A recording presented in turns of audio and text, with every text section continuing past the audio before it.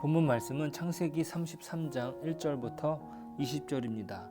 야곱이 눈을 들어 보니 에서가 400명의 장정을 거느리고 오는지라. 그의 자식들을 나누어 레아와 라헬과 두 여종에게 맡기고 여종들과 그들의 자식들은 앞에 두고 레아와 그의 자식들은 다음에 두고 라헬과 요셉은 뒤에 두고 자기는 그들 앞에서 나아가되 몸을 7번 땅에 굽히며 그의 형 에서에게 가까이 가니 에서가 달려와서 그를 맞이하여 안고 목을 어긋맞추어 그와 입맞추고 서로 우니라.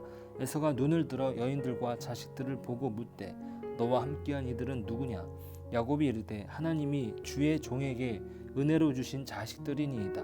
그때 여종들이 그의 자식들과 더불어 나와 절하고 레아도 그의 자식들과 더불어 나와 절하고 그 후에 요셉이 라헬과 더불어 나와 절하니 에서가 또 이르되 내가 만난 바 이 모든 때는 무슨 까닭이냐? 야곱이 이르되 내 주께 은혜를 입으려 함이니이다. 에서가 이르되 내 동생아 내게 있는 것이 족하니 내 소유는 내게 두라. 야곱이 이르되 그렇지 아니하니이다. 내가 형님의 눈앞에서 은혜를 입었사오면 청하건대 내 손에서 이 예물을 받으소서. 내가 형님의 얼굴을 배운즉 하나님의 얼굴을 본 것 같사오며 형님도 나를 기뻐하심이니이다. 하나님이 내게 은혜를 베푸셨고 내 소유도 족하오니 청하건대 내가 형님께 드리는 예물을 받으소서 하고 그에게 강권함에 받으니라.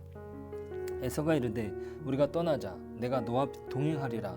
야곱이 그에게 이르되 내 주도 아시거니와 자식들은 연약하고 내게 있는 양떼와 소가 새끼를 데리고 있은즉 하루만 지나치게 몰면 모든 떼가 죽으리니 청하건대 내 주는 종보다 앞서 가소서. 나는 앞에 가는 가축과 자식들의 걸음대로 천천히 인도하여 세일로 가서 내 주께 나아가리이다. 에서가 이르되 내가 내 종 몇 사람을 내게 머물게 하리라. 야곱이 이르되 어찌하여 그리하리이까?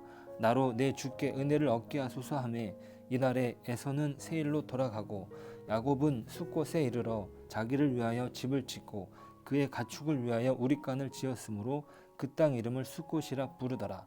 야곱이 밧단 아람에서부터 평안히 가나안 땅 세겜 성읍에 이르러 그 성읍 앞에 장막을 치고 그가 장막을 친 밭을 세겜의 아버지 하몰의 아들들의 손에서 백크시타에 샀으며 거기에 제단을 쌓고 그 이름을 엘렐로 해 이스라엘이라 불렀더라. 네, 반갑습니다. 오늘 본문은 야곱과 에서가 화해하는 장면이 기록됩니다. 에서가 무슨 이유로 400명의 장정을 거느리고 왔는지 그 이유는 잘 모르겠습니다. 하지만 분명한 사실은 야곱이 고향으로 가는 길목에서 에서는 400명의 장정들과 함께 오고 있다는 사실이지요. 400명의 장정을 함께 데리고 온다는 사실은 분명 어떤 전쟁을 대비할 의도가 있다는 것입니다. 아브라함은 조카 롯이 사로잡혔다는 소식을 듣고 자신이 기르던 318명을 데리고 출정한 적이 있습니다. 이 400명이라는 숫자의 의미는 단순히 여행을 떠난다라는 것이 아니라는 것을 우리는 염두에 두어야 합니다. 자, 에서의 입장에서도 야곱이 어떤 마음으로 고향으로 돌아오는지 모르는 상황입니다. 그러니 그것을 대비하는 것이었죠. 만약 야곱이 자신에 대하여 좋은 감정을 갖고 있지 않다면 전쟁이라도 벌여야 했겠지요. 많은 무리를 거느리고 고향을 찾아오는 야곱을 아무런 대비 없이 맞을 수는 없는 노릇입니다. 그들의 고향에서의 마지막은 썩 좋지 않았기 때문이죠. 자신의 축복을 가로채간 동생에 대하여 에서는 피를 부르는 복수를 다짐했기 때문이죠. 야곱이 도망쳐 나온 이유가 거기에 있습니다. 야곱은 살기 위해서 도망을 쳤고 어떤 것도 챙기지 못했습니다. 그저 지팡이를 의지하고 나왔을 뿐이었죠. 외삼촌 라반도 그런 야곱을 종으로서 대우했지 진정 자신의 사위로 인정하지 않았습니다. 그런 현실 속에서 야곱은 혹시 모를 상황을 대비하기 위하여 에서의 마음을 녹일 선물을 준비했습니다. 암염소가 200, 순염소가 20, 암양이 200, 순양이 20, 암낙타가 30, 암소가 40 황소가 10, 암나귀가 20, 새끼 나귀가 10마리, 도합 550마리입니다. 이들을 세 떼로 나누어 앞서가게 합니다. 그리고 종들에게 말하죠. 나의 형 에서를 만나거든 이 짐승들은 주의 종 야곱의 것이요 이것은 자기 주 에서에게로 보내는 예물입니다. 그리고 야곱은 우리 뒤에 있습니다 라고 말하라고 했습니다. 에서의 무리들이 야곱의 무리를 만나면서 느끼는 감정은 무엇이겠습니까? 화해의 제스처죠. 에서가 예상하지 못했던 상황이었는지 모르겠습니다. 아무튼 장정 400명을 거느린 에서의 군대는 세 떼의 짐승 무리를 만나면서 그들의 긴장은 완화되었을 것입니다. 그들은 싸우지 않고도 전리품을 얻은 것이나 마찬가지이죠. 이제 이들은 전쟁이 아니라 화해를 충분히 예상했을 것입니다. 자신의 주인 에서는 야곱이 보낸 선물들을 거절하지 않았습니다.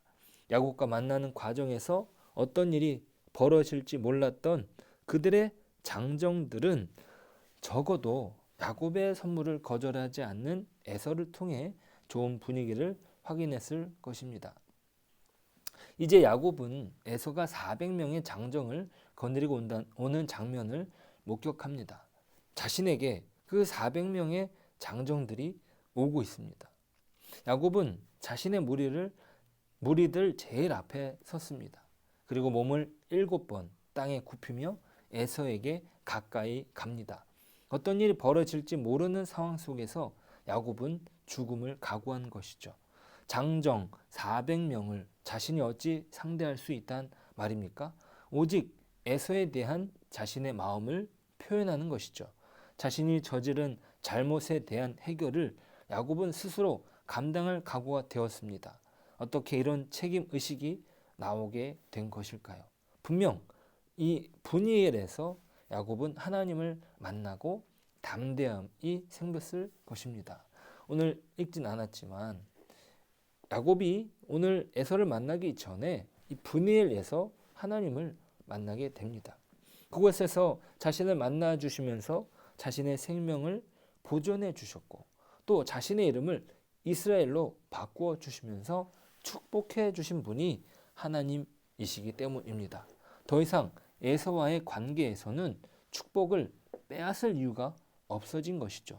오히려 자신의 욕심을 채우기 위해서 에서와 다퉜던 시간은 회복이 필요하다라는 사실을 깨달은 것입니다.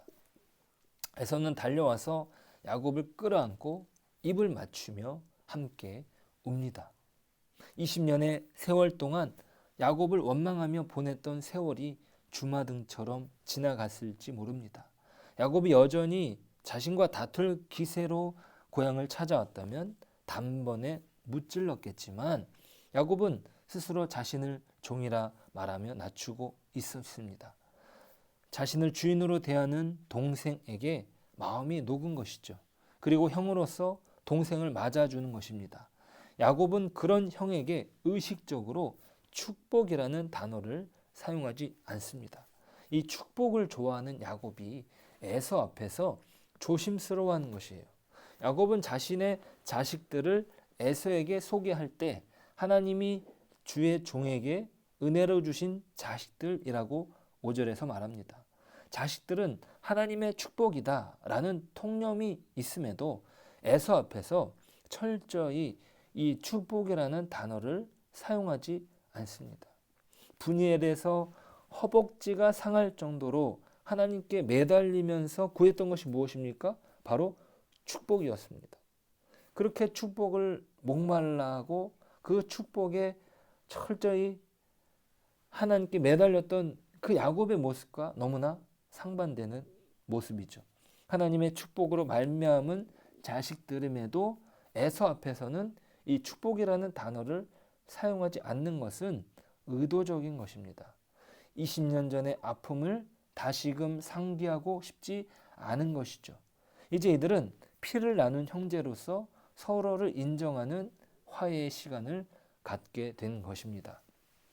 야곱이 의도적으로 자신을 낮추는 일과 또 에서가 마음을 여는 것으로 야곱은 잊지 못할 형제간의 화해를 이룹니다. 20년 전에 자신의 욕심으로 빼앗아간 장자의 축복을 의도적으로 에서에게 돌려주려는 듯합니다. 철저히 자신을 에서의 종으로서 자리매김을 합니다. 그 형제간의 질서를 돌리려는 것이죠. 에서를 향하여 7번 땅에 절을 올리는 행위는 그것을 반영합니다. 축복이라는 단어를 좋아하는 야곱이 자신의 자식을 소개할 때에도 은혜로 주셨다고 소개하는 것도 그렇습니다. 실상 축복은 자신이 형과 싸움에서 얻어내는 것이 아니라 하나님께서 주시는 은혜 안에서 비롯된다는 사실을 그가 깨달은 것이죠. 형은 형으로서 인정하며 자신의 잘못을 인정하고 용서를 비는 것입니다. 그렇게 야곱은 에서와 화해를 이룹니다. 어떻게 자신에게 찾아올지 모르는 동생을 향하여 장정 400명을 거느렸던 에서도 야곱을 끌어안고 울음을 터뜨립니다. 자신의 잘못을 시인하며 용서를 구하는 야곱을 에서도 받아들인 것이죠. 이러한 용서와 화해가 형제 안에서 벌어진 것입니다. 오늘 말씀을 통해 우리는 무엇을 깨닫습니까? 자신의 잘못을 뉘우치며 에서를 자신의 형으로서 인정하고 용서를 구하는 야곱처럼 우리는 우리 자신의 잘못을 하나님께 아뢰는 것입니다. 실상 우리의 죄악이 하나님과 우리 사이를 가로막는 방해물입니다. 야곱이 에서의 장자권을 뺏으려던 욕심이 형제간의 사이를 가로막았던 것처럼 말이죠. 우리가 하나님과의 관계를 회복할 수 있는 유일한 길은 우리의 잘못을 시인하고 예수님을 의지하는 것입니다. 하나님과 우리 사이에 가로막혔던 길을 열어주신 예수님을 의지하며 나아가는 것이죠. 먼저는 우리의 죄악을 시인하는 것입니다. 그리고 우리의 죄악 때문에 십자가에 못 박혀 돌아가신 예수님을 의지하는 것입니다. 그것을 통해 우리는 하나님과 온전한 화해를 이룰 수 있는 것이죠. 우리의 욕심껏 다른 사람의 축복을 빼앗으려는 것은 오히려 우리를 해할 수 있는 독이라는 사실을 우리는 잊지 말아야 합니다. 축복을 주시는 분은 오직 하나님뿐이고 그분과의 온전한 관계 안에서 복을 누릴 수 있음을 우리는 잊지 말아야 합니다. 기도합니다. 오늘 말씀을 통해서 자신의 잘못을 뉘우치고 에서를 자기의 형으로 인정하며 용서를 구하는 야곱처럼 우리 자신이 우리 자신의 잘못을 하나님께 구하는 용기를 베풀어 주옵소서. 실상 우리의 죄악이 하나님과 우리 사이를 가로막았다는 사실을 저희들이 인정하며 나아가길 원합니다. 우리와 하나님 사이에 유일한 회복의 길은 오직 예수님밖에 없음을 저희들이 인정하고 나아갈 수 있도록 도와주십시오. 우리의 죄의 문제를 예수님이 십자가로 해결하셨고 하나님 우리의 죄 때문에 예수님이 십자가에 못 박힐 수밖에 없었음을 저희들이 고백하며 오늘 하루도 살아갈 수 있도록 오늘 하루도 주님의 은혜를 구하며 나아갈 수 있도록 도와주시옵소서. 모든 것 예수님의 이름으로 기도드립니다. 아멘.